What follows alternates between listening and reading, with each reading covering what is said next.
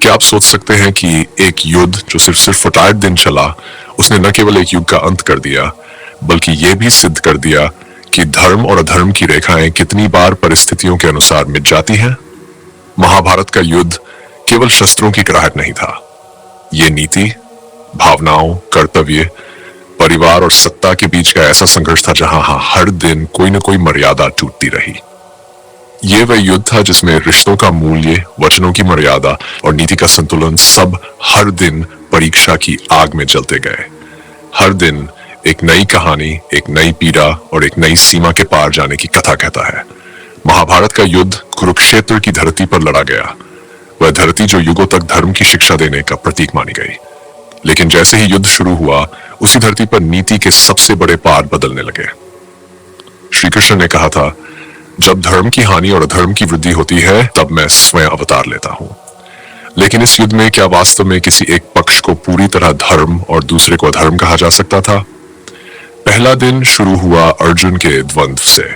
उसका मन युद्ध के विरुद्ध खड़ा हो गया। अपने ही सगे संबंधियों को सामने देखकर उसका धनुष कांप उठा। तब श्री कृष्ण ने उसे गीता का उपदेश दिया। यह उपदेश धर्म का सार है, लेकिन इस धर्म की व्याख्या भी परिस्थिति पर आधारित थी। क्या यही वह बिंदु नहीं था जब धर्म की सीमा पहली बार एक नई दिशा में झुकी? दूसरे और तीसरे दिन जब भीष्म सेनापति बने, तो वह धर्म के प्रतीक की तरह लड़ते रहे, लेकिन उन्होंने कभी दुर्योधन की गलतियों का विरोध नहीं किया। क्या मौन रहना धर्म की रक्षा है, या चुपचाप अन्याय देखना भी अधर्म का एक रूप है? चौथे से सातवें दिन तक युद्ध और अधिक भयंकर हो गया। युद्ध नीति के अनुसार सूर्यास्त के बाद शस्त्र नहीं उठाए जाते थे, पर कई बार नियमों को तोड़ा गया।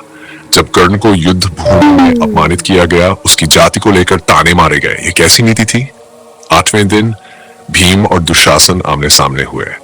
भीम ने प्रतिज्ञा की थी कि वह दुशासन का रक्त पिएगा, और जब युद्ध के अंतिम दिनों में ऐसा हुआ भी, तो सवाल उठता है, क्या यह वीरता थी या प्रतिशोध में डूबा हुआ अंधा अधर्म? नौवें दिन जब श्री कृष्ण ने स्वयं शस्त्र उठाने की चेष्टा की, यह उस वचन का उल्लंघन था जो उन्होंने स्वयं दिया था कि वह युद्ध में शस्त्र नहीं उठाएंगे।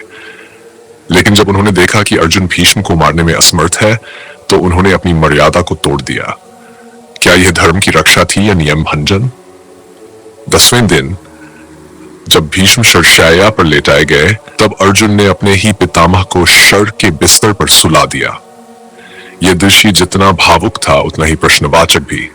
क्या एक शिष्य को अपने ही गुरु को मारना धर्म कहा जा सकता है? 11वें से 13वें दिन तक द्रोणाचार्य सेनापति बने।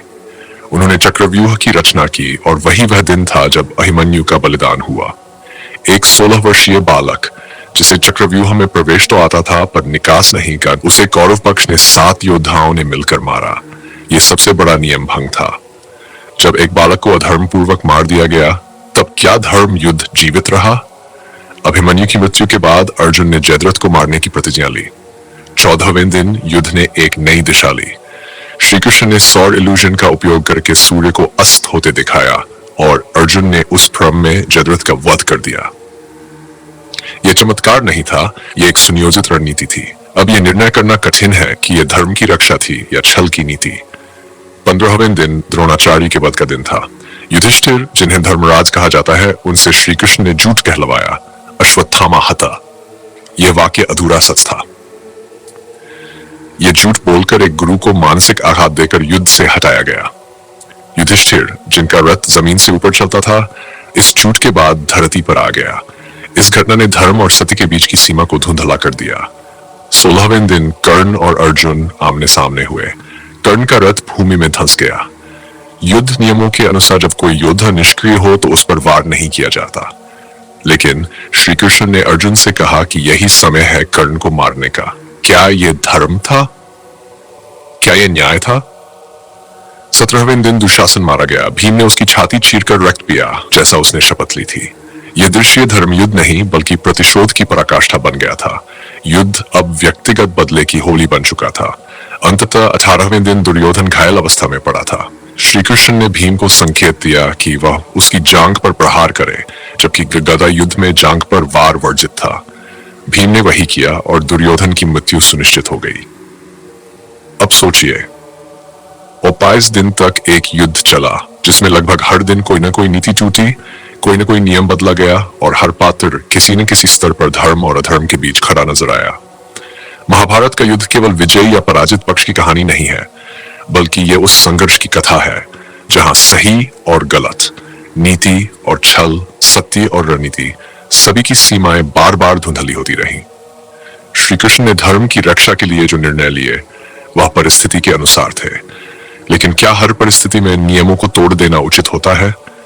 पांडवों ने युद्ध जीता, लेकिन क्या वे जीतकर भी पूरी तरह संतुष्ट थे? युधिष्ठिर, जो धर्मराज कहलाते थे, उन्होंने अपने ही भाइयों, अपने गुरुओं और अपने रिश्तों को खो दिया।